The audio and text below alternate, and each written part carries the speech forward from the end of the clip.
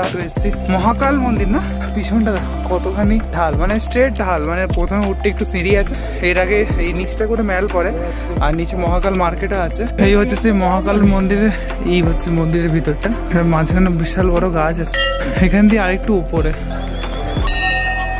অনেকটাই ওপরে কিন্তু মন্দিরটা, একবার পুরো পিছিয়ে পিছিয়ে উঠছে মন্দিরটা ওপর দিকে। পাহাড়ি এলাকায় এই ধরনের পতাকাগুলো খুব দেখা যায়।